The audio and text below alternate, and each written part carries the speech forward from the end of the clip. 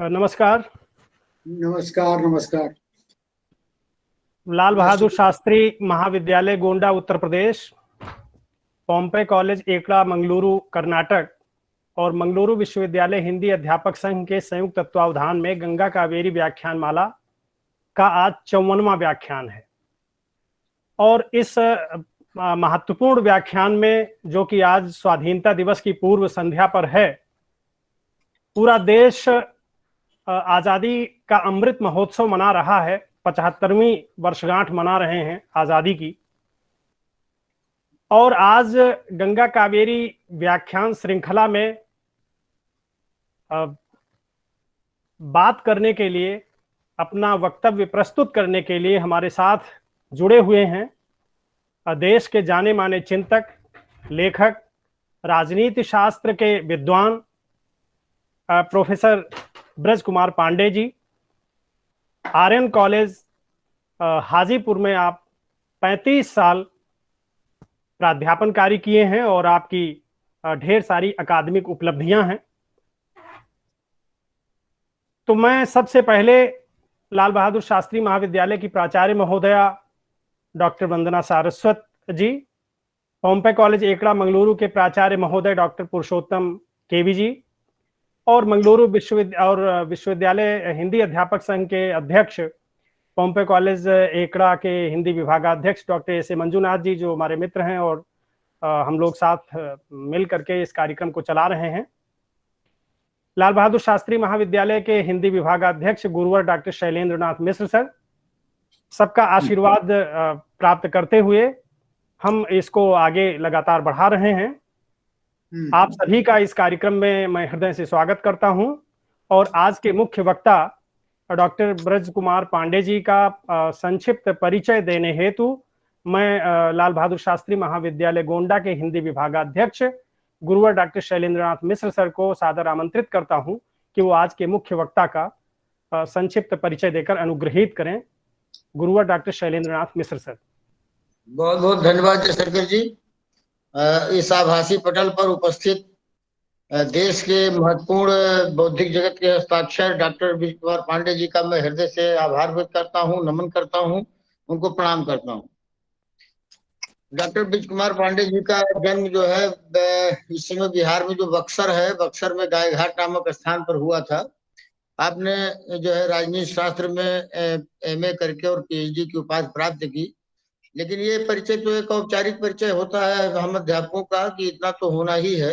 लेकिन इसके साथ सबसे महत्वपूर्ण बात यह है कि अपने जीवन में उन्होंने पुस्तकें तो लिखी ही, लेकिन सबसे ज्यादा उन्होंने लेखों के माध्यम से जो हमारे ज्वलंत मुद्दे थे राष्ट्रीय अंतर्राष्ट्रीय राजनीति के, मनुष्य के जीवन से संबंधित उन सारे मुद्दों को आपने लगातार उठाने का प्रयास किया है।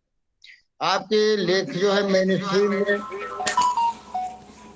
न्यू वेव में, न्यू एज में, सर्चलाइट में, इंडियन नेशन में, हिंदू में, जन में, जनयुग में, बिंदु में, माध्यम में, का खागा, बड़ी जो इलाहाबाद से निकलने वाली साहित्यिक पत्रिका, बड़ी अच्छी, कल्पना में, जनसत्ता में, जनशक्ति में, मुक्त संघर्ष में, मुक्त धारा में, संदर्भ में, अब और वर्तमान साहित्य में, पहल में, आवर्त में, कसौटी में, हिंदुस्तान और मणिमय जैसे जो है जो शोध और साहित्यिक गतिविधियों से जुड़ी हुई पत्र पत्रिकाएं हैं, राजनीतिक टिप्पणियों से जुड़ी हुई, उनमें आपका लगातार लेख जो है छपता रहा है। अभी तक आपने लगभग 70 पुस्तकों का जो है मौलिक लेखन तो किया ही है। इसी में इनका जो है संपादन का कार्य भी है, अनुवाद कार्य भी है। सबसे अच्छी बात यह है कि आपकी पुस्तकें एक ही पुस्तक कई भाषाओं में उपलब्ध है। स्वतंत्रता पूर्व बिहार में जातिवाद आपकी अंग्रेजी हिंदी दोनों में उपलब्ध है। इंसाइक्लोपीडिया ऑफ इंडियन फिलॉसफी के फर्स्ट और सेकंड वॉल्यूम में, और इंसाइक्लोपीडिया ऑफ धर्मशास्त्र के फर्स्ट और सेकंड वॉल्यूम में आपने बड़ा गंभीर लेखन किया है अलग अलग मुद्दों पर। देश रत्न राजेंद्र प्रसाद जी, इंदिरा गांधी के ऊपर आपकी पुस्तकें बड़ी चर्चा में रही हैं। डॉक्टर राम मनोहर लोहिया, व्यक्ति और विचार, ये अंग्रेजी और हिंदी दोनों में उपलब्ध है। सफेद पोषों का अपराध, बिहार विधान परिषद का इतिहास, ये 2 खंडों में उपलब्ध है। मार्क्सवादी चिंतन, मार्क्सवाद और लोकतंत्र की समस्याएं, दलित समस्या की राजनीति, भूमंडलीकरण, विविध आयाम, और एक बहुत चर्चित पुस्तक है भारत में लोकतंत्र की चुनौतियां, विचार की संस्कृत। ऐसे बहुत सारे आयाम हैं आपके लेखन के, चिंतन के, जो लगातार देश के सामने और समाज के सामने आते रहे हैं। आज ये बड़ा अच्छा अवसर है कि हमारे बीच में डॉक्टर पांडे जी ने अपना जो है व्यस्ततम समय दिया है। आप सेवानिवृत्त होने के बाद भी सेवानिवृत्त नहीं है। हम लोगों को लगातार आपका अकुंठ आशीर्वाद मिलता रहा है, देश के विभिन्न संगठनों को, और उससे आप जुड़े भी रहे हैं। आप इस समय अध्यक्ष हैं प्रलेस के प्रगतिशील लेखक संघ बिहार के, आप अध्यक्ष हैं इस समय। आप महासचिव हैं स्कफ के, जो बिहार की शाखा है। इसी तरह आपने बिहार में एफसो के आप महासचिव हैं। इसी तरीके से आपने संपादन का कार्य भी पत्र पत्रिकाओं का किया है, जिसमें मैत्री, शांति, सैद्धांतिकी और 1857 का प्रथम मुक्त संग्राम जैसी पत्रिकाएं रही हैं। एक लंबा परिचय है, ये बहुत छोटा स्थान है, यहाँ पे परिचय नहीं, हम तो विचार जानने के लिए और आशीर्वाद आशीर्वचन के लिए डॉक्टर पांडे जी को यहाँ पर पा रहे हैं। ये हमारा 54वां व्याख्यान गंगा कावेरी व्याख्यान माला के इस मंच पर मैं अपने विद्वान साथियों, प्राध्यापकों, शोधार्थियों के साथ डॉक्टर पांडे का स्वागत करता हूँ। आज का उनका विषय बड़ा महत्वपूर्ण है। दुष्यंत कुमार ने कभी कहा था कि कहाँ तो तय था चरागा हर एक घर के लिए, कहाँ चराग मैं सर नहीं शहर के लिए। तो इस तरीके से जो है आदम जी हो चाहे दुष्यंत जी हो, इन लोगों के द्वारा हम लोगों को स्वाधीनता के पूर्व और पश्चात की तमाम सारी विसंगतियों से सामना हमारा होता रहा है, जान पहचान होती रही है। उसी में हमारी सांसें भी चल रही हैं, उसी में हम जी भी रहे हैं। तो बड़ा मौजूद विषय है, बड़ा उत्तेजक विषय है, स्वाधीनता पूर्व एवं पश्चात। मैं और समय ना लेकर के आदरणीय पांडे जी के प्रति पुनः आभार व्यक्त करता हूँ और आयोजक मंडल की ओर से एक बार पुनः अपनी कृतज्ञता ज्ञापित करता हूँ। बहुत बहुत धन्यवाद। धन्यवाद सर। आज के मुख्य वक्ता डॉक्टर ब्रज कुमार पांडे जी का परिचय देने के लिए। और अब मैं सीधे आज के मुख्य वक्ता, जिनका विषय है स्वाधीनता पूर्व एवं पश्चात, इस विषय पर वक्तव्य देने के लिए जो हमारे साथ जुड़े हुए हैं डॉक्टर ब्रज कुमार पांडे जी, जिनका एक लंबा दीर्घावधि तक जिन्होंने अध्यापन कार्य किया है प्रलेस में, सीपीआई में आप उससे जुड़े रहे हैं और मजबूती जमीनी तौर पर आप उसमें संघर्ष करते रहे हैं। तो अब मैं उनका हार्दिक स्वागत करता हूं। सर, आपका हार्दिक स्वागत है। आदरणीय दयाशंकर तिवारी जी और आपके सारे संस्थान जो जुड़े हुए हैं और जो लोग हमारा ये व्याख्यान सुन रहे हैं, सारे लोगों को मैं प्रणाम करता हूँ, नमस्कार करता हूँ। मित्रों, इस देश में जो आधुनिक भारत है वह अंग्रेजों के शासन से शुरू होता है और आज मोदी के शासन तक आता है। मित्रों, पहली बात मैं ये कहना चाहता हूं कि हमारे देश पर 200 वर्षों तक अंग्रेजों ने शासन किया। 100 वर्ष ईस्ट इंडिया कंपनी का शासन था, करीब 100 वर्ष ब्रिटिश शासन का ब्रिटिश सरकार ने शासन किया था। हमारे दुनिया के जो सभ्यताएं हैं, जो प्राचीनतम 4-5 सभ्यताएं मानी गई हैं, उसमें भारत भी शामिल है। संभवतः मिस्र की सभ्यता को सबसे पुरानी सभ्यता माना गया है। हमारे देश के 5000 वर्ष के इतिहास में हमारे देश में बहुत सारे जगहों से, बहुत क्षेत्रों से, बहुत देशों से लोग आते रहे। हमारे यहाँ आज आए, शक आए, हूण आए, गुजर आए, तुर्क आए, अफगानी आए, मुगल आए, डच आए, फ्रांसीसी आए और अंत में अंग्रेज आए। अंग्रेजों को छोड़कर जितने लोग हमारे देश में आए वे हमारी संस्कृति और सभ्यता में रच बस गए। लेकिन अंग्रेज हमारे यहाँ व्यापार करने आए थे, वो शासक बन गए।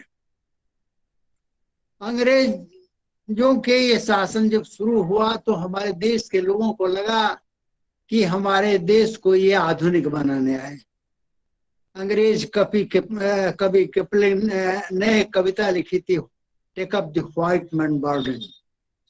उन्होंने ये कहा था कि गौरांग आप पुरुषों के सामने ये जो भारत के लोग हैं ये भार स्वरूप है, और इस भार को आजाद करने के, इस भार को आधुनिक करने के लिए हम यहाँ आए। लेकिन कुछ दिनों के बाद ही मालूम हुआ कि ये भारत को आधुनिक बनाने नहीं आए हैं, बल्कि सोने की चिड़िया का अंडा चुराने आए। ये हमारे देश में आने के बाद इन्होंने हमारे देश के जुलाहों के अंगूठे काटे, और इसलिए नहीं काटे कि हमारे देश के चरखा और करघा जो चलता था उसमें जो कपड़े तैयार होते थे वो इंफीरियर होते थे।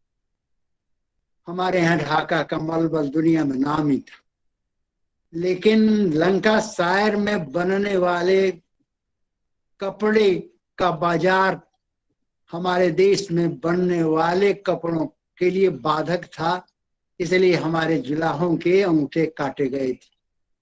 मित्रों, जब अंग्रेज आए और उनका शासन शुरू हुआ तो उन्होंने रेल की पटरियां बिछाई, रेल चलाया। उन लोगों ने अब पोस्ट ऑफिस और तार घर बनाए, विश्वविद्यालय बनाए और प्रशासन के तार जोड़े। जिस समय ये सब हो रहा था उस समय भारत का जो समाज था वह शास्त्रों और परिवार के नियमों से चलता था। अंग्रेज आए तो इन्होंने रूल ऑफ लॉ की स्थापना की, जिसका मतलब था कि कानून की नजर में सब लोग एक हैं, चाहे प्रधानमंत्री हो या उसका नौकर हो। एक तरह के कानून के अनुसार एक तरह की गलती करता है तो एक तरह की सजा होगी, यह रूल ऑफ लॉ था। हमने पहले बताया कि ईस्ट इंडिया कंपनी ने 100 वर्षों तक शासन हमारे देश में किया, और जो शासन अंग्रेजी शासकों ने किया 1857 के बाद उससे ज्यादा एक क्रूर थे। थोड़ी सी गलती पर ये फांसी की सजा देते और पेड़ों पर लटका दिया करती थी। सबसे पहले नंद कुमार की फांसी हुई। ये बंगाल के रहने वाले थे और ब्राह्मण थे। ये जब इनको फांसी की सूचना दी गई और पूरे भारत में इसकी सूचना हुई तो हमारा देश जो शास्त्रों से शासित था, जात के से शासित था, उसमें ये विद्रोह हुआ कि नंद कुमार की फांसी उन जगहों पर नहीं हो सकती है जो दूसरी जातियों की होती है। तो और यह केस भारत में ही नहीं चला, प्रिवी काउंसिल तक चला था, और ये पहला इंस्टांस था। जो क्रूरता जो ईस्ट इंडिया कंपनी की थी वहां से शुरू हुई। मित्रों, मैंने ये कहा कि ईस्ट इंडिया कंपनी क्रूर थी और थोड़ी सी गलतियों से फांसी देती थी। तो हमारे देश में इसके विरोध में संथाल विद्रोह हुए, कोल विद्रोह हुए, कोका विद्रोह हुए, नील विद्रोह हुए, और आपको वीरसा के विद्रोह है। इसके अलावा और भी विद्रोह हुए, और इन विद्रोहों के बरक्स हम देखते हैं कि 1857 में पहला मुक्ति युद्ध हुआ, जिसे हम कहते हैं कि हमारे देश में प्रथम मुक्ति का आंदोलन 1857 में हुआ। हमारे देश के सिपाहियों ने, हमारे देश के किसानों ने, हमारे देश के आम आदमियों ने बड़ी दिलेरी से इस युद्ध में भाग लिया, और एक तरह से ये कहा जाता है कि ये भारतीय जीतते जीतते हार गए। और इस हार के बाद 1857 में जो हार हुई उसके बाद अंग्रेजी सरकार ने स्वयं सत्ता संभाली भारत की। ये जब आए सत्ता में और जब उनको महसूस हुआ कि 1857 की क्रांति में जो लोग इसे मुस्तैदी से लड़े हैं ये आने वाले दिनों में हमें यहाँ रहने नहीं देंगे। ये इसी तरह से आंदोलन करके हमें भगा देंगे, इसी तरह के युद्ध करके हमें भगाएंगे। इसलिए उन लोगों ने एक निर्णय लिया, दो निर्णय लिए। एक तो निर्णय उनका था कि डिवाइड एंड रूल, फूट डालो और शासन करो।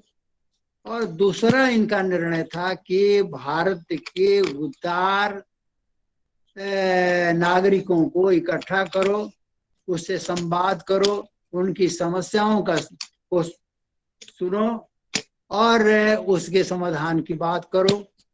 इसलिए अंग्रेज आला अधिकारियों ने ह्यूम को खोजा। अब जानते हैं ह्यूम वही शख्स हैं जिन्होंने कांग्रेस स्थापित की थी। उनका उद्देश्य था भारतीयों को, उदार भारतीयों को अपने साथ लेने का और उनमें जो विद्रोह का भाव है उसे दबाने का। ये उनकी नियति थी और ह्यूम ने कांग्रेस बनाई। मित्रों, कांग्रेस साल में एक बार बैठती थी। यह वही कांग्रेस है जिसकी अध्यक्षा अभी सोनिया गांधी। लेकिन उस समय अंग्रेजों के मतलब से वो बना था और यह मतलब था कि उदार कांग्रेसियों उदार भारतीयों से वार्तालाप करना।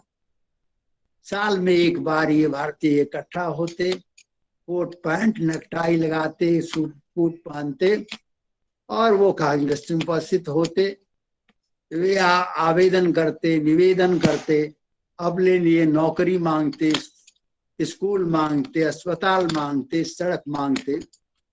लेकिन मित्रों, वे आजादी नहीं मांगते।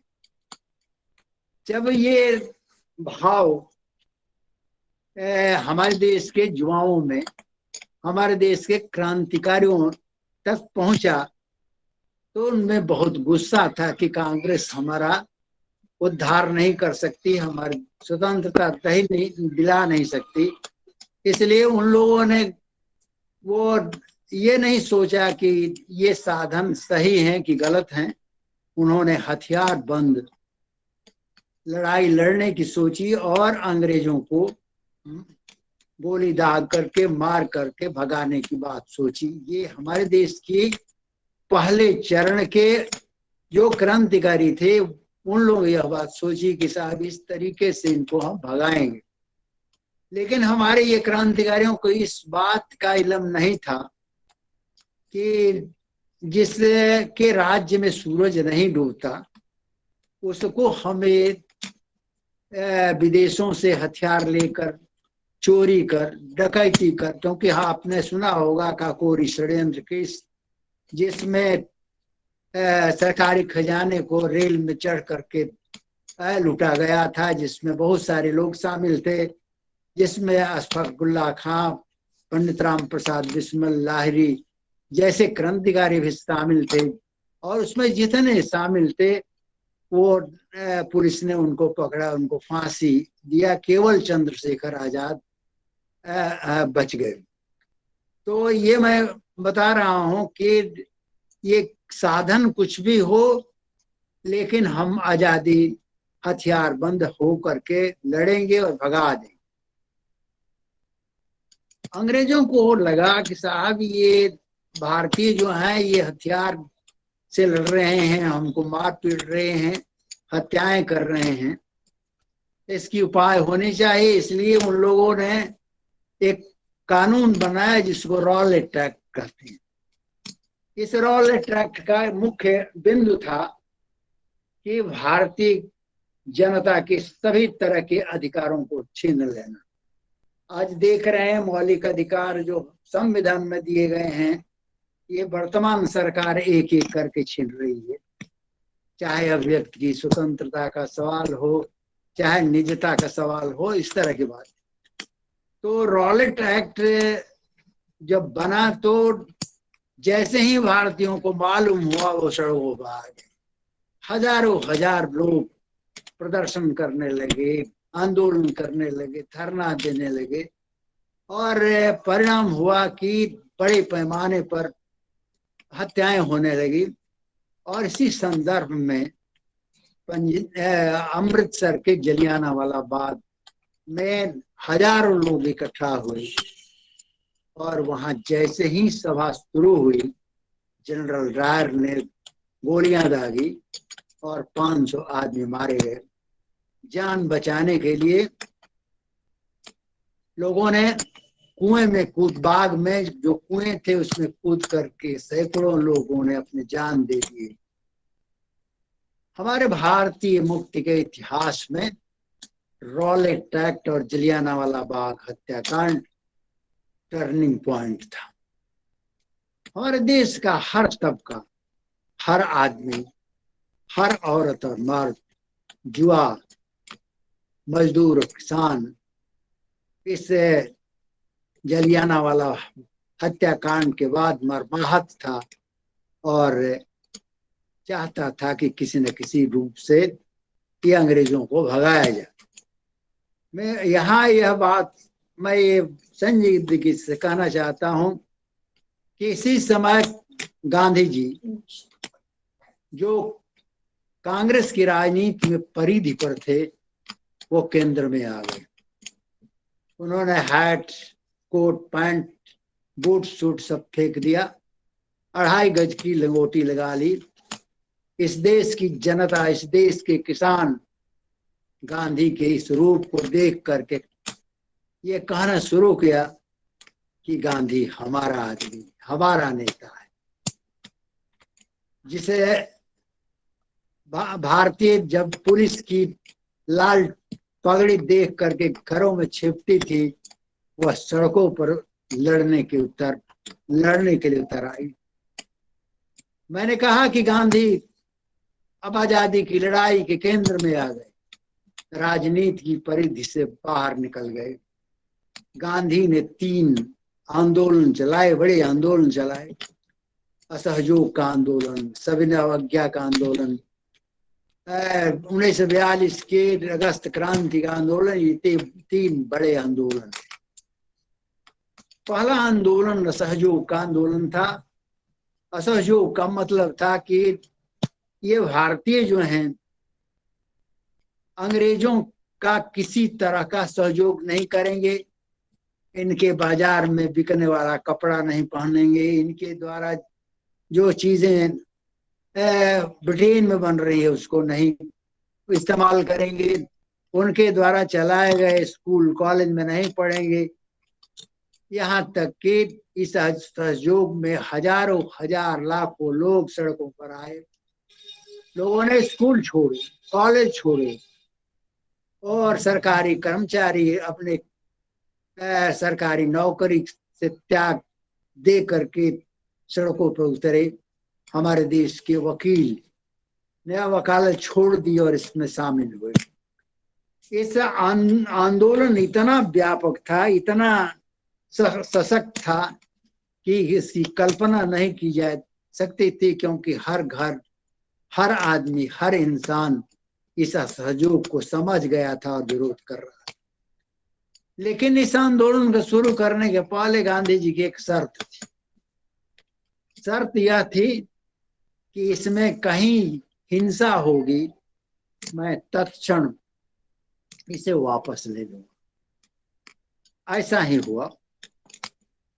आप जानते होंगे उत्तर प्रदेश में एक देवरिया जिला है, वहां पर एक चौरी चौरा थाना है। असहयोगियों ने उस थाने में आग लगा दी, जिसमें दर्जनों सिपाही उस आग में जल के मर गए। मित्रों, अभी आप लोगों ने सुना होगा, हाल के 2-3 महीना पहले गोरखपुर में भाजपा ने, मोदी ने एक इस सहयोग पर एक सेमिनार आयोजित किया था, जिसमें ये कहा गया था कि ये जो सिपाही शहीद हुए, ये सिपाही जो मारे गए हैं ये शहीद हैं, इसलिए ये बीजेपी के लोग या मोदी या उनके जो मंत्री थे, इन लोगों ने आपको उनको शहीद घोषित करके उनको नमन करने की बात कही। लेकिन मैं आपको बताना चाहता हूं कि गांधी के इस निर्णय के बाद आंदोलन स्थगित करने का बड़ा कुपरिणाम निकला। पहली तो बात यह हुई कि कांग्रेस दो भाण में बट गई, दो टुकड़े हो गए। एक तरफ स्वराज पार्टी बन गई, दूसरे तरफ गांधी जी ने रचनात्मक कार्य करना शुरू किया। आपको स्वराज पार्टी जो बनी उसने काउंसिल में प्रवेश करने के निर्णय लिए। दूसरी ओर जो हजारों लाखों युवा सड़कों पर आए थे वो बड़े निराश हुए, और उन युवाओं में से कुछ को भीतर एक रोष जगा कि हम संगठन बनाएं ऐसा जो कि आजादी की ओर ले जाए।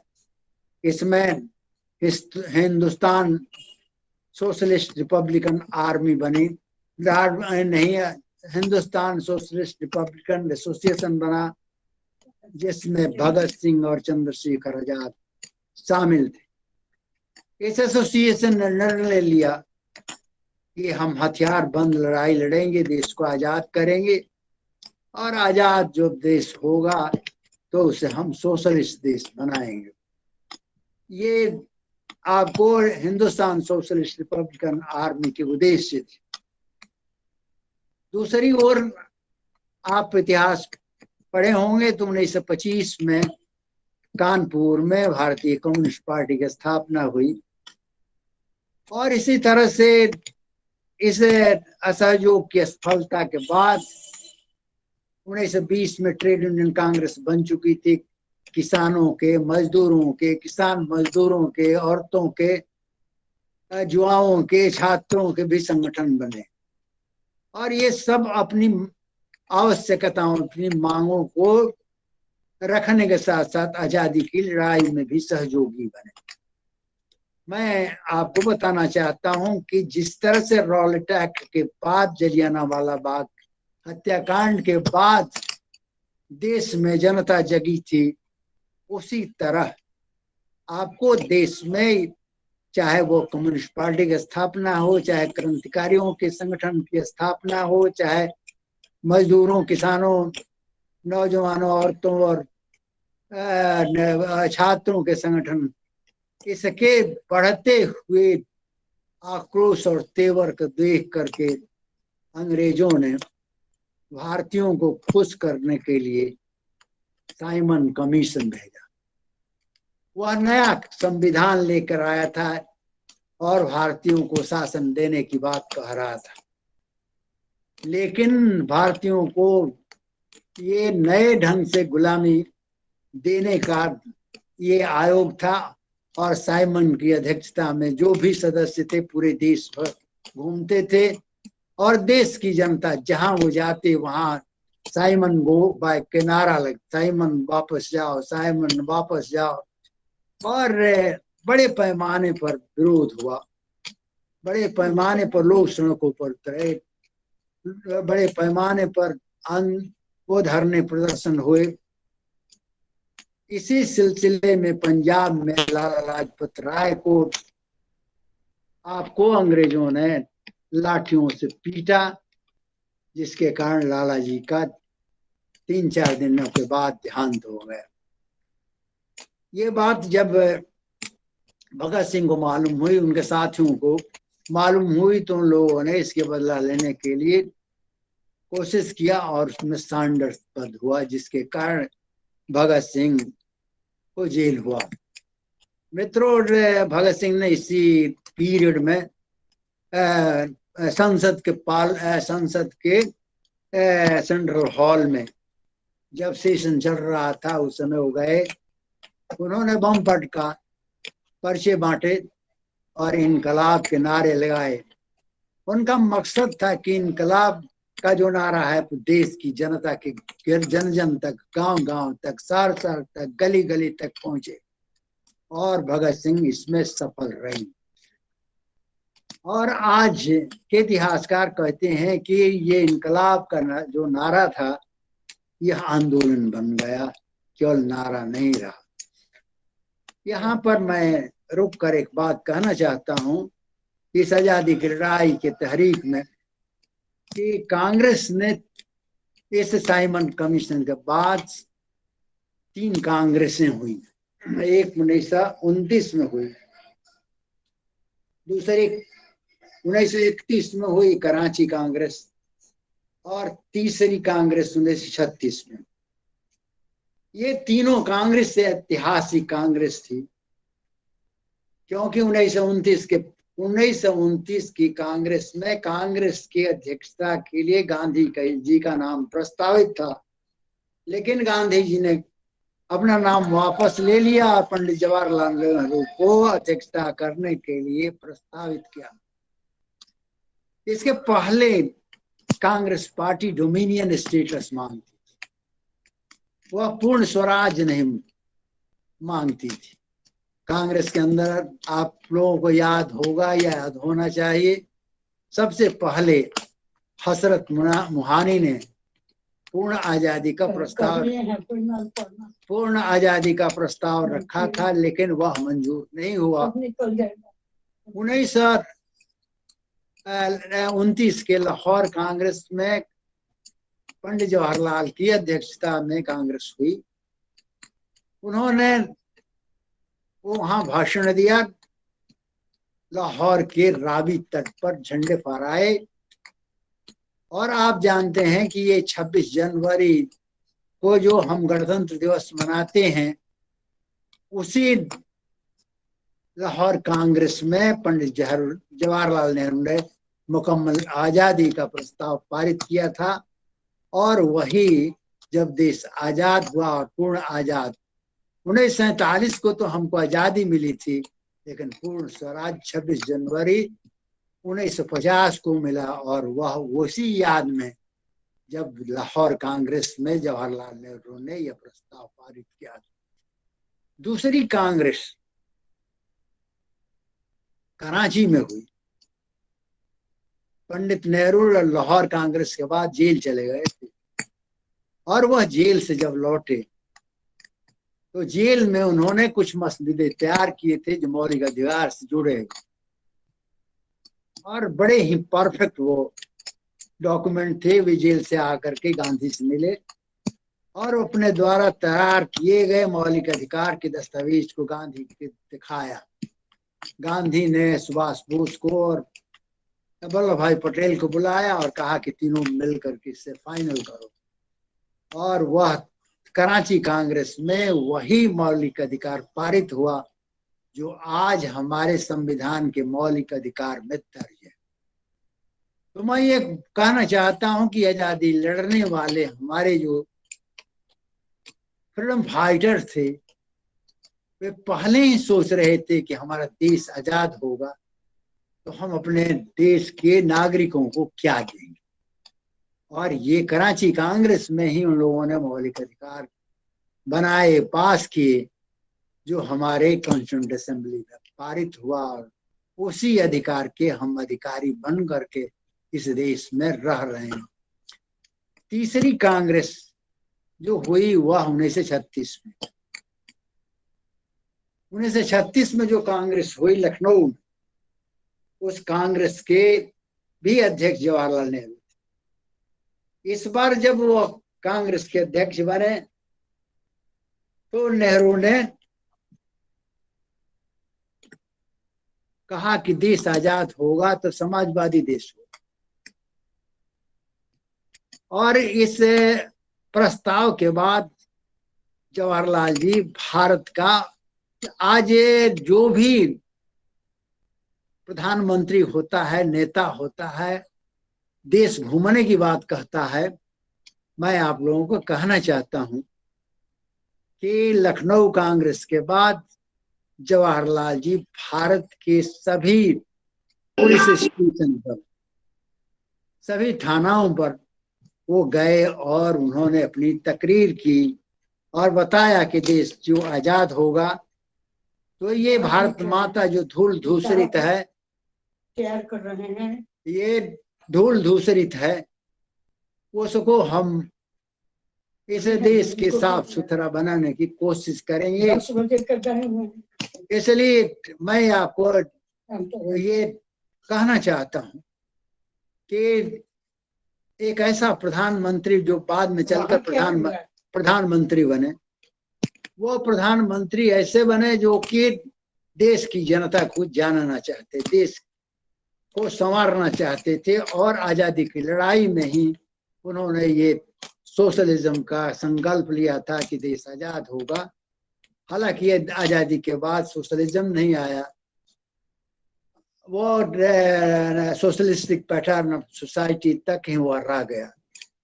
खैर हमारा जनता बन रही था। मैं आप लोगों को ये बताना चाहता हूँ, मैं आप लोगों को यह बताना चाहता हूँ कि जब ये 1936 में, ये 1936 में, जब 1936 में जब कांग्रेस का लखनऊ अधिवेशन हुआ, उसके पहले आपको 1934 में कांग्रेस सोशलिस्ट पार्टी बनी। कांग्रेस के भीतर पूर्णतः आजादी के लिए, संप्रभुता के लिए, समाजवाद के लिए दबाव देने के लिए कांग्रेस में वो बना था, जिसे जयप्रकाश नारायण ने, आचार्य नरेंद्र ने, अशोक देवता ने, डॉक्टर लोहिया ने बनाया था, और उससे आजादी की लड़ाई का एक स्वरूप ही बदल गया। मित्रों, आपको याद होना चाहिए कि 36 के बाद 1939 में दूसरा विश्व युद्ध शुरू हुआ, जो 1945 से चला। जब दूसरा विश्व युद्ध शुरू हुआ तो कांग्रेस के नेताओं के अंदर ये भाव हुआ कि अंग्रेज ऐसे युद्ध में फंसा है, इसलिए उस दबाव में यदि हम आंदोलन करते हैं तो ऐसी स्थिति में हमारे देश में अंग्रेज आजादी देने की बात सोचेंगे। फिर 1941 में जब सोवियत में हिटलर की सेना प्रवेश कर गई, तो हमारे देश के अंदर ये बात, ये धारणा हुई कि साहब ये तो केवल ही साम्राज्यवादी युद्ध नहीं बन रहा करके ये जनयुद्ध हो गया, ये जनता का युद्ध हो गया। इसलिए कांग्रेस के अंदर और कांग्रेस के बाहर कम्युनिस्ट पार्टी वगैरह ने, ये कांग्रेस के भीतर भी जवाहरलाल नेहरू, आचार्य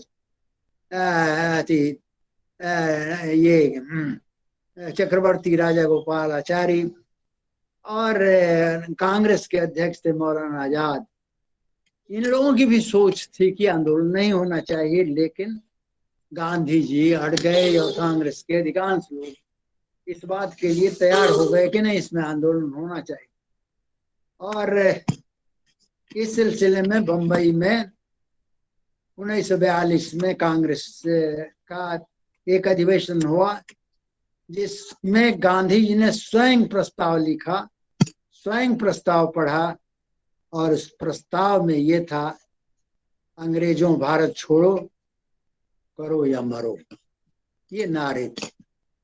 जैसे ही यह प्रस्ताव पारित हुआ, वैसे ही जिस हॉल में देश के सारे कांग्रेसी बैठे थे नेता, सब गिरफ्तार कर लिए गए। सुबह होते होते पूरे देश में आग की तरफ फैल गया कि हमारे नेता, हमारे गांधी ने यह प्रस्ताव पारित किया, अंग्रेजों भारत छोड़ो, करो या मरो।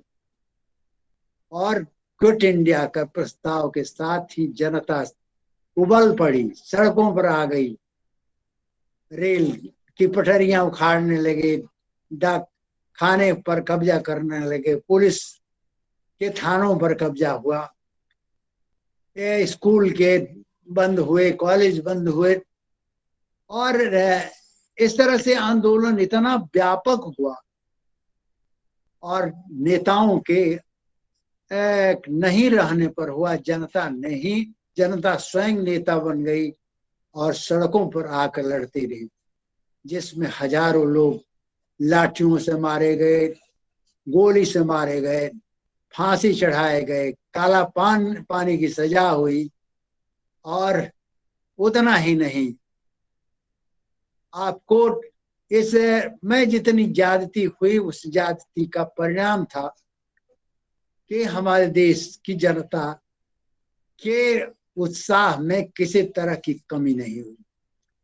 इसलिए ये आजादी की लड़ाई का जो ये 3 आंदोलन गांधी ने चलाए थे, यह आंदोलन परफेक्ट आंदोलन था। मैं बताऊं कि मैंने एक आंदोलन की बात छोड़ दी जो सविनय अवज्ञा का आंदोलन था, जिसे नमक सत्याग्रह के। मित्रों, एक बात मैं कहना चाहता हूं कि गांधी इतने बड़े और इतने समझदार थे कि उन्होंने एक छोटी सी चीज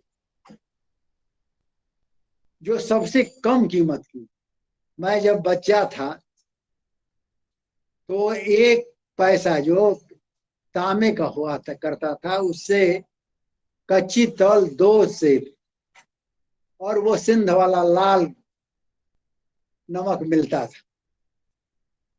उस जमाने में याद कीजिए कि 1 पैसे पर नमक मिलने वाले, लेकिन मनुष्य के जीवन के लिए सबसे जरूरी चीज नमक, और उस पर जब टैक्स लगा तो गांधी जी ने उसका बायकॉट किया।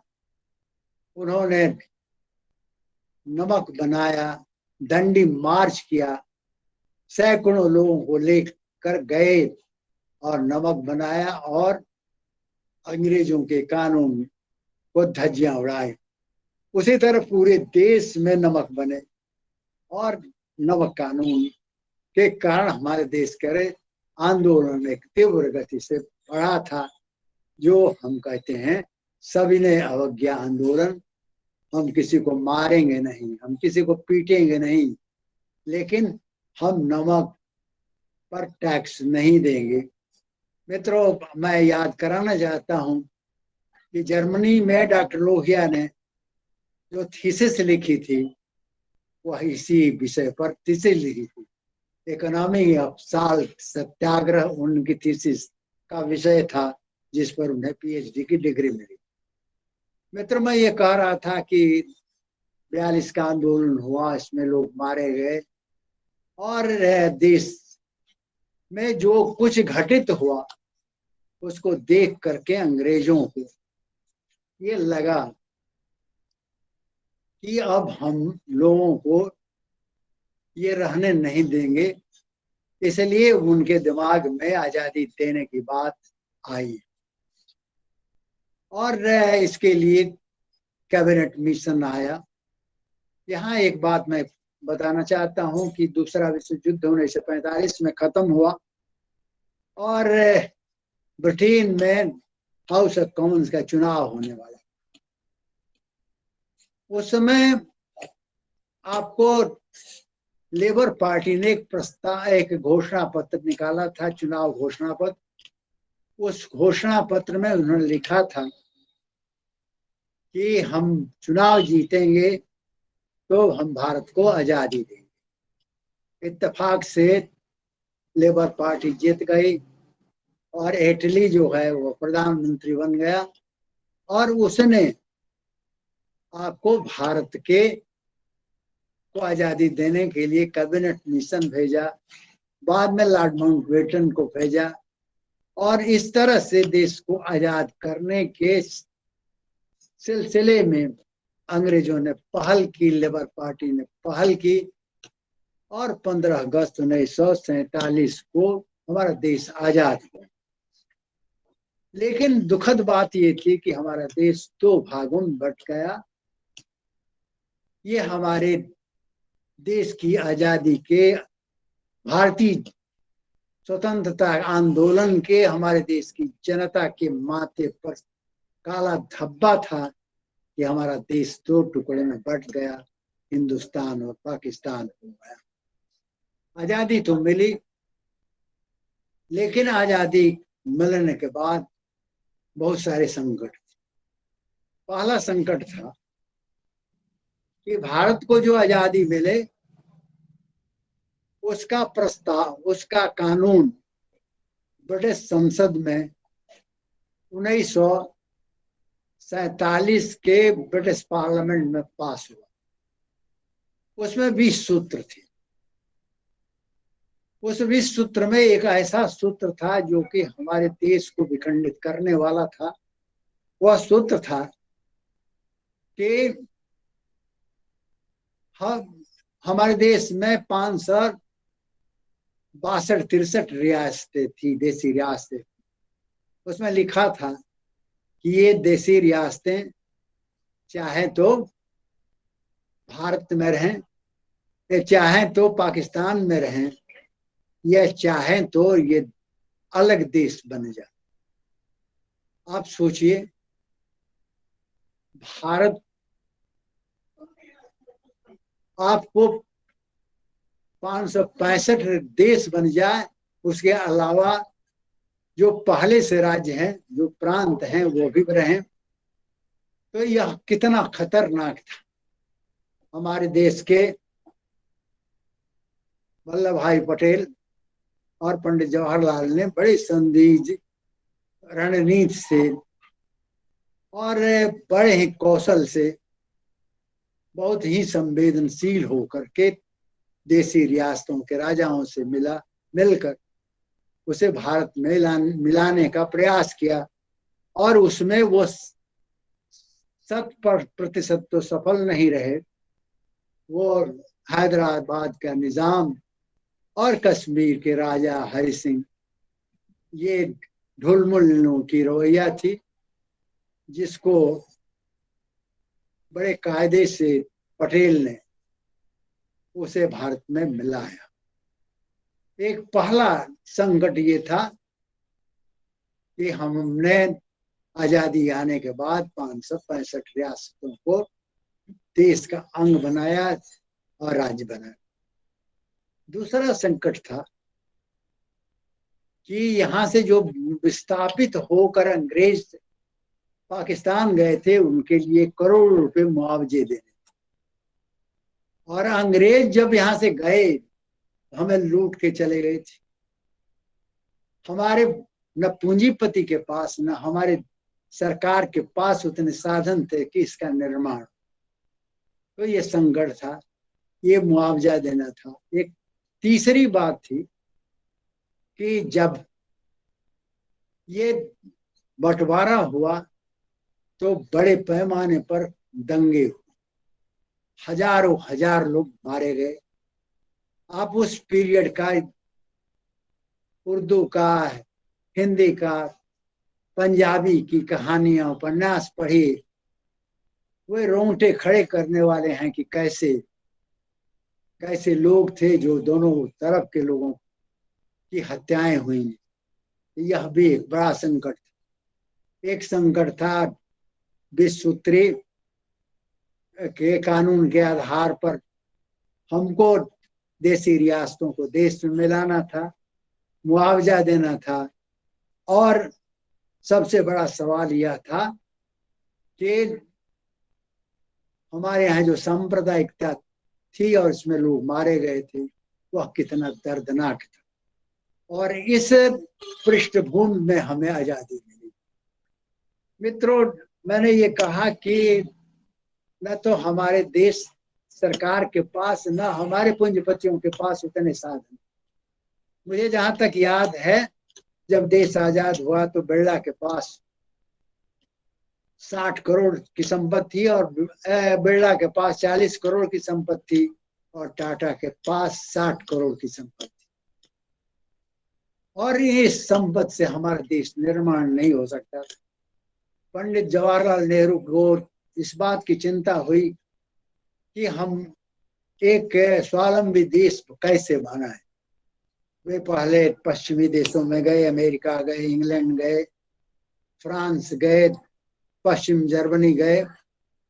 उन देशों से उन्होंने कहा कि हमें आर्थिक मदद दीजिए, हमें औद्योगिक विकास के लिए ऐसे कारखाने दीजिए जिससे कि हम उद्योग बना सकें। उन देशों ने कहा कि हम आजाद हम आपको मदद तो देंगे, सशस्त्र मदद देंगे। ये सशस्त्र मदद देंगे कि हम आपको पैसे देंगे, उसका सूद लेंगे। हम जो कारखाने बनाएंगे उसमें हम हिस्सेदार होंगे। इसलिए जवाहरलाल जी को यह मंजूर नहीं था, यह फिर से एक गुलामी का एक रास्ता था। इसलिए उन्होंने सोवियत रूस की ओर अपना रुख किया और वहां गए।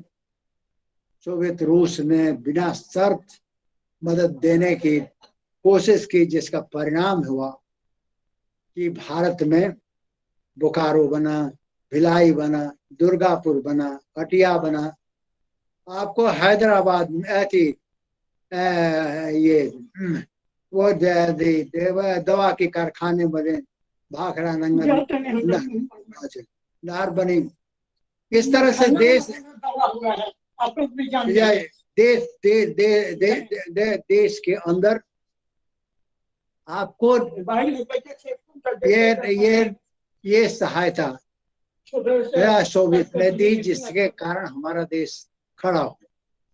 दूसरी बात मैं ये कहना चाहता हूं कि इस समय नेहरू ने महलनवीस के साथ मिलकर मिश्रित अर्थव्यवस्था की नींव डाली, जिसमें कि प्राइवेट सेक्टर और सरकारी सेक्टर मिल करके इसकी मदद कर ली। तीसरी बात, उन्होंने पंचवर्षीय योजना बनाई और उसको मॉनिटर करने के लिए उसमें मनुष्य के जीवन के लिए जितनी जरूरतें थी उन पंचवर्षीय योजना में उसको शामिल किया, चाहे वह खेती का हो, उद्योग का हो, शिक्षा का हो, स्वास्थ्य का हो। ये उनके ये सबसे बड़े ये पहलू थे। नेहरू ने की सबसे बड़ी देन थी कि उन्होंने 4 IIT बनाए। प्रौद्योगिकी के क्षेत्र में, इंजीनियरिंग के क्षेत्र में ये 4 ऐसे संस्थान थे जो दुनिया में जो इंजीनियर और टेक्नीशियन पैदा हुए उनकी तुलना में किसी माने में इंफीरियर नहीं, बहुत सुपीरियर थी। यह बहुत बड़ी देन थी और स्वावलंबी भारत बनाने की दिशा में ये इंस्टीट्यूशन थे। पंडित नेहरू ने संस्कृति और साहित्य के क्षेत्र में भी काम किया। उन्होंने साहित्य अकादमी बनाई, जिसके स्वयं वे अध्यक्ष बने। उन्होंने संगीत नाटक अकादमी बनाई और इस तरह से भारत को न केवल आर्थिक दृष्टि से बल्कि सांस्कृतिक दृष्टि से, सामाजिक दृष्टि से भी आगे बढ़ाने का कोशिश किया। उन्होंने सबसे बड़ी नीति बनाई, विदेश नीति की, गुटनिरपेक्षता की नीति की कि हम ना दो दुनिया के 2 शिविर हैं, हम दोनों में किसी में शामिल नहीं होंगे। जो अच्छा काम करेगा उसके साथ होंगे। और यह नीति ऐसी बने कि भारत में 100 देश जब गुलामी से आजाद हुए तो उन सारे देशों ने इसे अपनाया। यह उनकी बहुत बड़ी देन थी। लेकिन मित्रों, उन्होंने चीन के साथ पंचशील, चाओ एनलाई को बुलाकर पंचशील की नीति बनाई थी और उनका यह परसेप्शन था कि चीन और भारत यदि मिल करके काम करेंगे, शांति पूर्ण दुनिया का विकास में मदद करेंगे, युद्ध रहित शांति का वातावरण बनाएंगे तो बहुत कुछ होगा। लेकिन चीन ने हमें दगा दिया, हम पर आक्रमण किया और हमारी 25,000 वर्ग मील जमीन पर कब्जा किया। यह नेहरू के जीवन का सबसे बड़ा दुखद पहलू है। मित्रों, मैं आप लोगों को एक बात और एक संकेत देना चाहता हूं कि जवाहरलाल नेहरू ने 2 महत्वपूर्ण किताबें लिखी। एक किताब उन्होंने ग्लिम्पसेस वर्ल्ड हिस्ट्री लिखी, जो कि इंदिरा गांधी के नाम लेटर के रूप में है, और दूसरा डिस्कवरी ऑफ इंडिया ने किताब लिखी। यदि कोई भारतीय होना चाहता और भारत के नागरिक होने का गर्व रखता है, तो मैं ये कहना चाहता हूँ कि नेहरू की ये 2 किताबें पढ़ना चाहिए और भारतीय होने के लिए इन दोनों किताबों का पढ़ा जाना बहुत जरूरी। मैं एक बात आप लोगों के सामने रखना चाहता हूँ और संजीदगी से रखना चाहता हूँ, क्योंकि आज की दुनिया में सबसे बड़ा सवाल है कि दुनिया में डेमोक्रेसी सबसे ज्यादा आज खतरे में, दवा नहीं है क्या? सबसे ज्यादा खतरे में। और यह खतरा इतना बढ़ा है कि जिसकी कल्पना हम नहीं कर सकते। इस कल्पना का तो मैं ये कहना चाहता हूं कि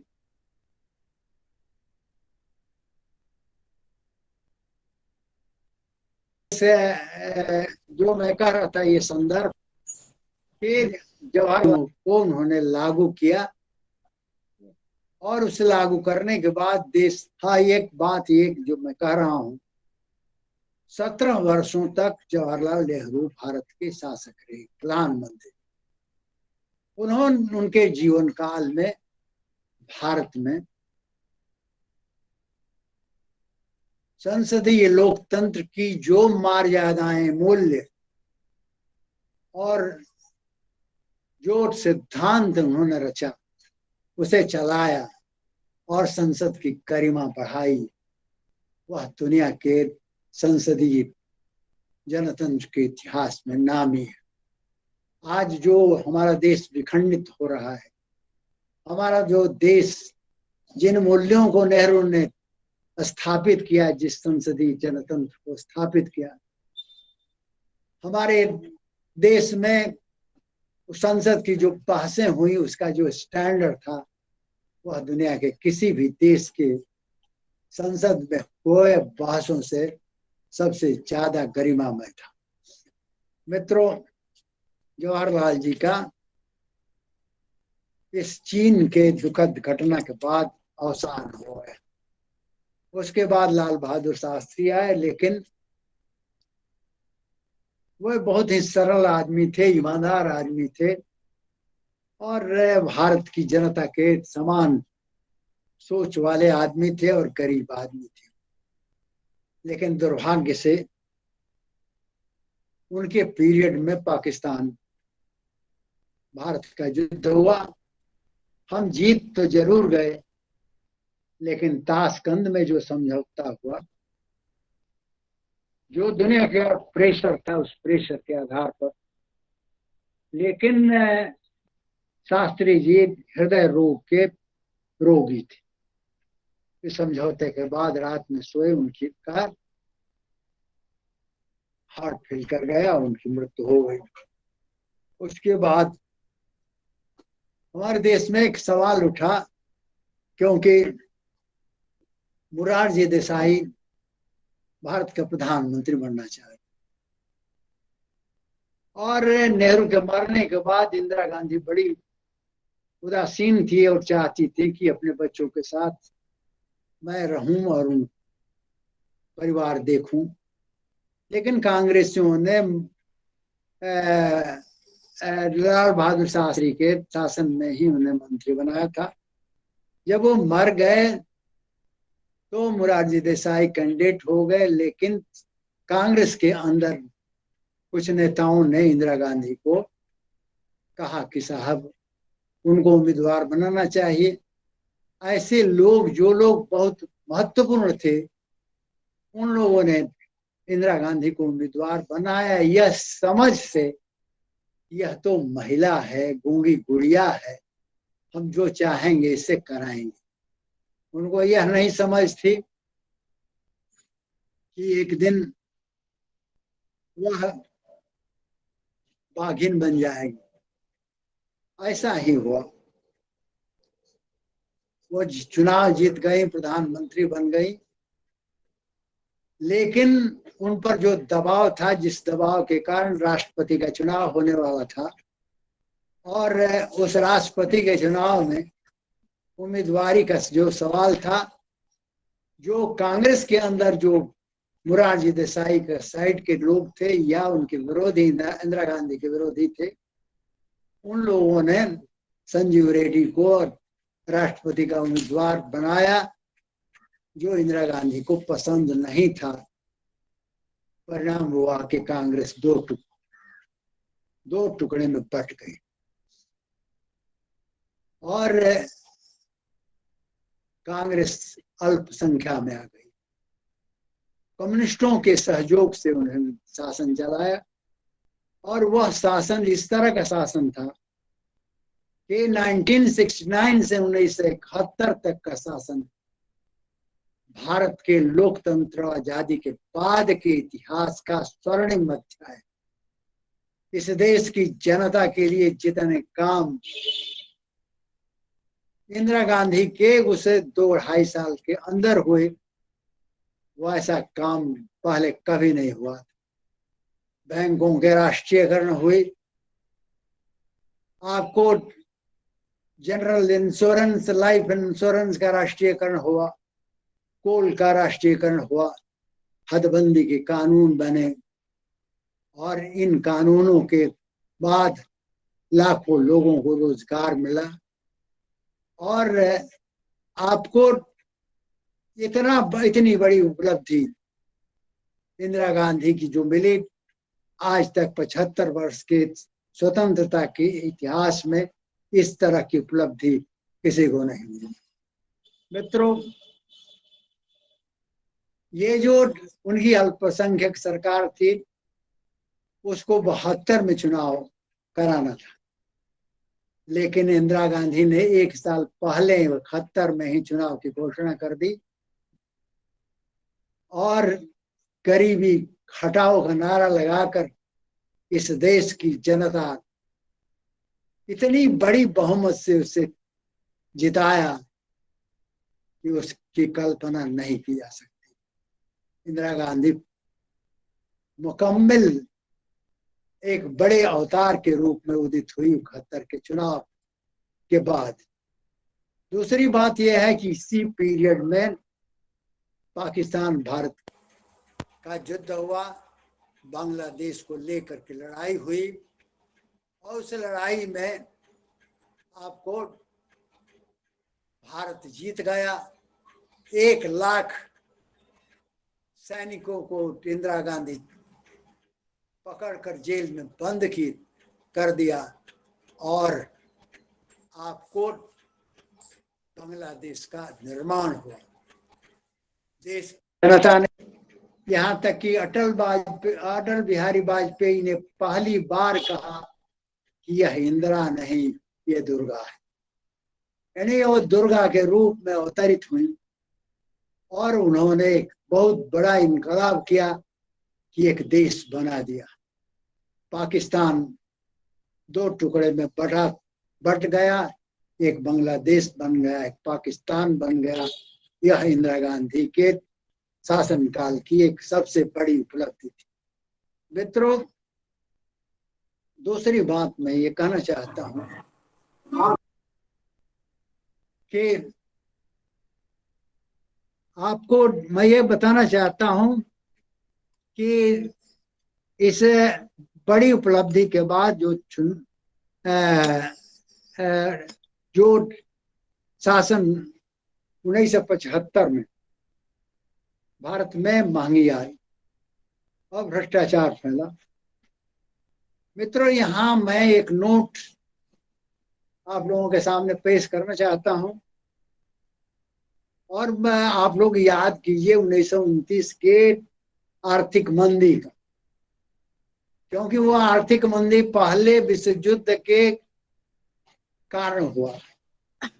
बांग्लादेश जैसे देश के निर्माण में और पाकिस्तान को हराने में कितने धन लगे, इसको किसी ने अंदाज नहीं किया और भारत में जो गरीबी आई उसको नारा बनाकर जयप्रकाश नारायण सड़कों को उतरे। भ्रष्टाचार और महंगाई को लेकर के इस देश में बहुत बड़ा आंदोलन जयप्रकाश के नेतृत्व में हुआ और उस नेतृत्व में जो लड़ाई हुई, आंदोलन हुए, उन्होंने सभी पार्टियों को एकजुट करने का प्रयास किया कांग्रेस के विरोध में। मैं ये कहना चाहता हूं कि कांग्रेस के विरोध में ये एकजुटता जो हुई और अंतिम समय में जब यह आंदोलन पर पराकाष्ठा पर था, जयप्रकाश नारायण पहुंचे दिल्ली और वहां रामलीला मैदान में भाषण किया और उस भाषण में उन्होंने कहा इस देश की फौज को इंदिरा गांधी के सरकार के विरोध करने का आह्वान किया। यह कितनी बड़ी साजिश थी, यह कितना बड़ा खुराफात था कि जब प्रकाश जैसे आदमी जो कि आजादी 42 के आंदोलन का हीरो था, वह इस देश में सेना को इंदिरा गांधी की सरकार हटाने के लिए आह्वान कर रहा। तो ये इंदिरा गांधी ने इस आह्वान के बाद उसी रात 12 बजे इमरजेंसी लगा दी, सारे नेताओं को जेलों में बंद कर दिया। मित्रों, मैं ये कहना चाहता हूं, मैं उस दिन का प्रत्यक्षदर्शी हूं कि जिस दिन इमरजेंसी लगी एक कबूतर भी नहीं रोया, जबकि जयप्रकाश नारायण के लाखों लोग जेलों में बंद। मैं यह भी कहना चाहता हूं, ये नोट कराना चाहता हूं कि इमरजेंसी भारत स्वतंत्र भारत के इतिहास में काला धब्बा था। प्रेस की आजादी, लोगों की आजादी, स्वतंत्रता छीनी गई थी। यह ठीक नहीं था कि यहाँ पर जो कबूतर नहीं रोया, आजादी की हमारी स्वतंत्रताएं छीनी गई, हमारे प्रेस पर प्रतिबंध लगे, रेडियो पर प्रतिबंध लगे और अंडरग्राउंड आंदोलन चला। परिणाम हुआ कि इंदिरा गांधी को विवेक जगा, उन्होंने चुनाव की घोषणा कर दी, इमरजेंसी हटा दी, चुनाव हुआ, इंदिरा गांधी और उनकी सरकार चली गई। लेकिन मैं ये कहना चाहता हूं कि वह सरकार चली नहीं, क्योंकि जो जनता पार्टी थी वह विभिन्न पार्टियों को मिल के बनी थी। वह नारंगी के छिलके की तरह की एकता थी, वह खरबूजे की तरह की एकता नहीं थी। खरबूजे के छिलका को हटा दीजिए, खरबूजा इंटैक्ट रहता है, लेकिन नारंगी के छिलके को हटा दीजिए तो उसकी फलियां अलग अलग हो जाती है। उसी तरह हुआ, जिन पार्टियों के उद्देश्य थे, झंडे थे, नेता थे, वे सब मिल गए थे। और जब सरकार बनी तो सब अपने लिए अधिकार मांगने लगे। परिणाम हुआ कि मोरारजी देसाई की सरकार 2-2.5 साल चली, उसके बाद खत्म हो गई। दूसरी बात मैं ये कहना चाहता हूं कि ये सबसे महत्वपूर्ण जो चीज हुई कि जनता पार्टी में जो शामिल दल थे वे फिर अपने वजूद में नहीं आए। ये कोई भी पार्टी अपने वजूद में नहीं आई। सबसे बड़ी बात ये थी कि वो पार्टियां, चाहे वो सोशलिस्ट पार्टी हो, प्रजा सोशलिस्ट पार्टी हो, संयुक्त सोशलिस्ट पार्टी हो, फॉरवर्ड ब्लॉक हो, ये सारी पार्टियां फिर से ये नहीं लौटी। केवल जनसंघ जो है अपने नए अवतार, भाजपा के अवतार में उदित हुआ, बाकी पार्टियां उसमें नहीं आई। दूसरी चीज मैं ये कहना चाहता हूं कि मोरारजी देसाई की सरकार गिरने के बाद इंदिरा गांधी फिर से सत्ता में आई, चुनाव जीता। लेकिन सबसे दुखद घटना हुई कि पंजाब में अलगाववादियों ने एक अलग देश बनाने के लिए जो आंदोलन, उसमें बड़े पैमाने पर लेखकों को, कहानीकारों को, कवियों को हत्याएं हुई, नाम नागरिकों की हत्याएं हुई, राजनीतिक नेताओं की हत्याएं हुई, उसको दबाने के लिए उन्होंने अथक प्रयास किए और सेना को भी लगाया। और इसका परिणाम हुआ कि ये अलगाववादी शक्तियों पर विजय की दिशा में उन्होंने बहुत बड़ा प्रयास किया और वो उसमें सफल भी रही, लेकिन उनके ही अंगरक्षकों ने उन्हें मार दिया। लेकिन एक बात है कि जैसे उन्होंने 69 से लेकर 71 तक उपलब्धियां जो हासिल की थी, उससे भी एक तरह की एक बड़ी उपलब्धि थी कि अलगाव, पंजाब में जो अलगाववाद था उसको दबाने में उनकी बड़ी भूमिका थी। यह एक बड़ी उपलब्धि थी। वो शहादत दे करके भी उन्होंने यह उपलब्धि अर्जित की थी। मित्रों, इनकी जगह पर आपको राजीव गांधी आए और उतना बहुमत से किसी भी व्यक्ति को, कांग्रेस को उतना वोट कभी नहीं आया और आज तक नहीं मिला जो कि राजीव गांधी को मिला था। वो नए सोच के आदमी थे। वो कम, लोग कहते हैं कि बहुत कम पढ़े लिखे थे, लेकिन उनकी जानकारी और समझ राजनीति की, जो राजनीति से भागते थे फिर भी प्रधानमंत्री के बाद उन्होंने 2 महत्वपूर्ण काम किए। आप जानते हैं कि 1970 के दशक में प्रौद्योगिकी के क्षेत्र में, टेक्नोलॉजी के क्षेत्र में बड़ा इनकलाब हुआ। यह इनकलाब था कंप्यूटर का, इंटरनेट का और सूचना प्रौद्योगिकी का।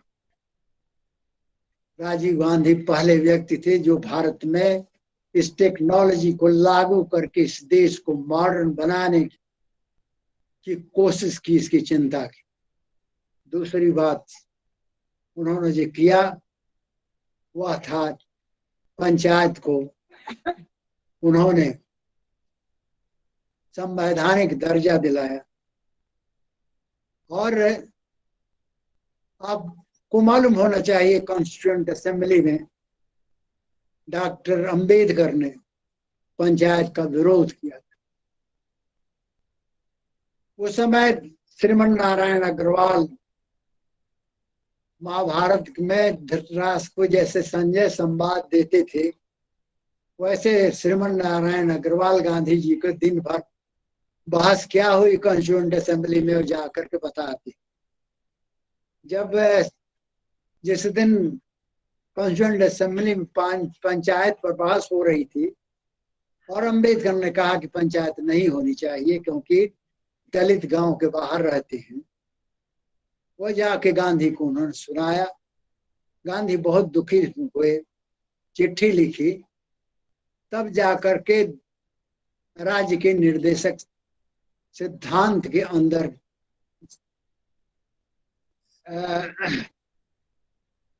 पंचायत को शुमार किया। तो ये 2 उपलब्धियां थी। आपको यह भी मालूम है कि तमिल उग्रवादियों ने उनकी हत्या कर दी थी। मित्रों, मैं यहाँ बताना चाहता हूँ कि भारत में राजीव गांधी के बाद 17 वर्ष से आपको नेहरू का शासन, उसके बाद लाल बहादुर के शास्त्री के शासन, फिर इंदिरा गांधी और सिंह का शासन हो, चाहे चंद्रशेखर का शासन हो, चाहे गुजराल का शासन हो, चाहे वो देवगौड़ा का शासन हो, ये सारे शासन एडहॉक शासन थे। आपको जो शासन चला वह नरसिंह राव का 5 साल का शासन, अटल बिहारी वाजपेयी का 6 साल का शासन, और फिर आपको 10 साल का आपको मनमोहन सिंह का शासन, और आज 7 साढ़े 7 साल का नरेंद्र मोदी का शासन। मैं ये कहना चाहता हूं कि 1990 में जो दुनिया में घटना हुई, ये घटना हुआ कि साहब सोवियत रूस नहीं रहा, समाजवादी शिविर बिखर गए, गुटनिरपेक्ष आंदोलन कमजोर हो गए। फुकुयामा यह कहने लगा कि इतिहास का अंत हो गया, पूंजीवाद अमृत का घूंट पीकर आ गया है, यह पूंजीवाद नहीं जाएगा। फिर हटिंगटन ने कहा कि ये आपको वर्ग संघर्ष का सिद्धांत खत्म हो गया, अब संस्कृतियों के संघर्ष का सिद्धांत आ गया। दुनिया में 8 संस्कृतियां हैं जो आपस में लड़ रही हैं, असली लड़ाई वेस्ट वर्सेस वेस्ट की। मैं ये कहना चाहता हूं कि एक बड़ा ये है कि इस दुनिया में इस सोवियत और समाजवादी व्यवस्था, गुटनिरपेक्ष आंदोलन के कमजोर होने के बाद दुनिया में जो नई बात आई, भूमंडलीकरण की, उदारीकरण की, आपको निजीकरण की, यह शोर मचा और शोर के साथ नरसिम्हा राव भी जुड़ गए, अटल बिहारी भी जुड़े, मनमोहन सिंह भी जुड़े। इन लोगों ने एक नए, यानी हमारे देश में नेहरू ने जिससे सोशलिज्म की, वेलफेयर स्टेट की, सामाजिक न्याय की अवधारणा को विकसित किया था, या इंदिरा गांधी ने उसे बढ़ाने की कोशिश किया था, इन सरकारों ने उसमें छेद कर दिया और ये इन लोगों ने भूमंडलीकरण का जो विलियमसन के 10 सूत्री योजना है उसको अंगीकार किया, और उसे अंगीकार करके उन लोगों ने पूंजीवाद के रास्ते अपनाए। और ये शासन हमारे देश में जो भारत की आजादी के बाद जो गोल्डन पार्ट था, वह एक तरह से भूमंडलीकरण, उदारीकरण, विलियमसन के 10 सूत्री योजना के बाद जिसे नरसिम्हा राव ने अपनाया, उसके बाद हमारे देश में जो सरकारें चल रही हैं और चली, वह एक ही रास्ते से चल रही है। और सबसे बड़ी चीज है कि दुनिया के अंदर भी इस तरह की चीजें हैं, क्योंकि अब कोई समाजवाद का नाम नहीं लेता, सामाजिक न्याय की बात करता। हमारे देश के अंदर इस अवधारणा का विकास हुआ है और इस तरह की सरकारें चल रही। दूसरी बात मैं ये कहना चाहता हूं कि हमारे यहाँ संसदीय लोकतंत्र के मर्यादा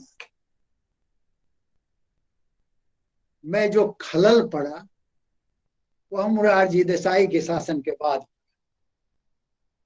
मैंने आपको बताया कि जो पार्टियां मोरारजी देसाई के शासन सरकार में शामिल हुई थी वे अपने वजूद में नहीं लौटी, लेकिन एक बात मैं कहना चाहता हूं कि उसकी जगह पर हमारे देश में जात के आधार पर, व्यक्ति के आधार पर, क्षेत्र के आधार पर, धर्म के आधार पर ये पार्टियां बने।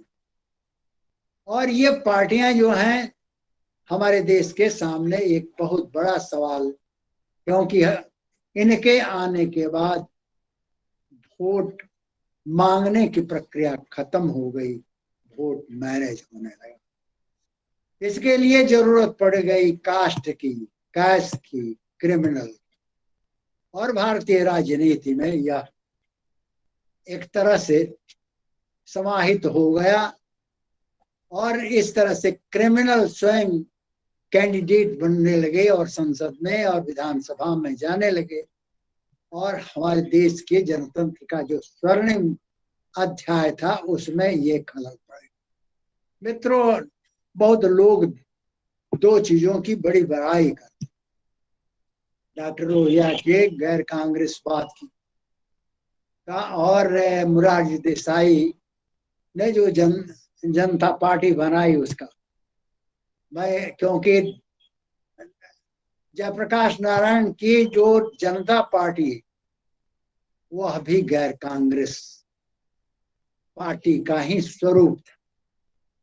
मैं ये कहना चाहता हूं कि गैर कांग्रेसवाद कोई सिद्धांत नहीं, कोई विचारधारा नहीं, वह रणनीति थी। क्योंकि पार्टियां सिद्धांत पर बनती, विचार पर बनती, और अलग अलग पार्टियों को जोड़कर हम कुछ नहीं कर सकते, वो सिद्धांत विहीन। और उसी तरह से जनता पार्टी भी सिद्धांत विहीन पार्टी थी, जिसके कारण नहीं चली। मैं ये कहना चाहता हूं कि हमारे देश में जो क्षेत्रीय पार्टियों का विकास हुआ, जिसमें जाति आधारित, क्षेत्र आधारित, व्यक्ति आधारित, परिवार आधारित जो राजनीति चली, उससे हमारे देश की जनता का स्वरूप धूमिल हो गया। और जैसे रजनी कोठारी कहते हैं कि जातीयता से जनतंत्र गाढ़ा हुआ, डिपेंड हुआ, इसे मैं नहीं मानता। क्योंकि हमारे देश में संविधान हर व्यक्ति को एक वोट का अधिकार देता है, वह किसी जाति को यह अधिकार नहीं देता। और वह व्यक्ति यदि जाति के नाम पर जाति बनकर वोट देता है, यह जनतंत्र को कलंकित करता है। यह विकास हमारे देश के अंदर। दूसरा विकास, मंडल आयोग का लागू होना और आडवाणी का रथ निकालना और मस्जिद का ढहा जाना, इससे भी एक नई राजनीति, एक नई तहरीक पैदा हुई। जो आजादी लड़ने वाले लोगों ने सपना देखा था, उस सपने को इन आंदोलनों ने चोर किया। मैं आपको कहना चाहता हूं मित्रों, मैं ऐसा नहीं कहता कि नरसिंह राव ने शासन चलाया तो वह शासन गलत था, या अटल बिहारी वाजपेयी ने जो शासन चलाया था वो गलत था, या मनमोहन सिंह के राज में ये कहा जाता है बहुत सारे अच्छे कानून बने। ये जो अच्छे कानून बने, लेकिन जब दूसरा जब वो 2009 में शासक बने, प्रधानमंत्री बने, तो उनके राज में जो घपला घोटाला हुआ, वह अच्छे कामों को तोप दिया। और मनमोहन सिंह 14 के चुनाव में गूंगा बन करके खड़े थे, उन्होंने अपने अच्छे कामों को जनता के सामने रखने का प्रयास नहीं किया। और नरेंद्र मोदी ने वो सारे सवाल घपला घोटाले के खड़ा करके कांग्रेस मुक्त भारत बनाने के नारे लगाकर इस देश के अंदर सत्ता उन्होंने संभाला। सर ने एक साल के एक बड़े हिस्से को स्वतंत्रता के पहले से लेकर और स्वतंत्रता के बाद तक एक तरह से जो पॉलिटिकल हिस्ट्री है देश की, उसको मतलब कितने समेकित ढंग से प्रस्तुत किया है। हम इसके लिए आपके बहुत बहुत आभारी हैं कि आपने अपना कीमती वक्त दिया और आपने इतने सुचिंतित ढंग से, इतने संतुलित ढंग से इस विषय पर बातें की। तो मैं बस धन्यवाद ज्ञापन के लिए जो हमारे कर्नाटक के साथी हैं, पोम्पई कॉलेज एकड़ा मंगलुरु, जिनके साथ मिल करके हम इस व्याख्यान माला को चला रहे हैं, डॉक्टर एस.ए. मंजूनाथ जी, जो पोम्पई कॉलेज एकड़ा मंगलुरु में हिंदी विभाग के अध्यक्ष हैं और कर्नाटक राज्य में जो हिंदी अध्यापकों का संघ है उसके भी अध्यक्ष हैं, मंगलुरु विश्वविद्यालय हिंदी अध्यापक संघ के अध्यक्ष हैं। तो मैं उन्हें सादर आमंत्रित करता हूं कि वो धन्यवाद ज्ञापन करके कार्यक्रम को समापन की ओर ले चलें। Doctor S A. मंजूनाथ जी। धन्यवाद तिवारी जी। मैं अपने कॉलेज की ओर से और आयोजक मंडल की ओर से आपको हृदय से आभार प्रकट करते हैं, क्योंकि आपने हमें इस व्याख्यान में व्याख्यान देने का, वक्तव्य देने का आपने अनुमति प्रदान की, उसके लिए, और यहाँ आकर के आपने एक अत्यंत महत्वपूर्ण व्याख्यान आपने दिया है, उसके लिए मैं आयोजक मंडल की ओर से, अपने कॉलेज की ओर से, और अपने जो प्रतिभागी जो मित्र जो हमारे साथ जुड़ते रहते हैं, हमारा प्रोत्साहन बढ़ाते रहते हैं, उन सभी की ओर से मैं आपको हृदय से आभार प्रकट करता हूँ, साधुवाद देता हूँ, धन्यवाद देता हूँ। सर आपका बहुत बहुत धन्यवाद। तो इसी के साथ आप सभी के प्रति बहुत बहुत आभार। आपका उत्साहवर्धन हमें प्रेरणा देता है। आप जब जुड़ते हैं तो हमें शक्ति मिलती है कि हम निश्चित रूप से एक सही दिशा में आगे बढ़ रहे हैं। तो यह एक संकेतक है। तो मैं इसी के साथ कार्यक्रम के समापन की घोषणा करता हूँ।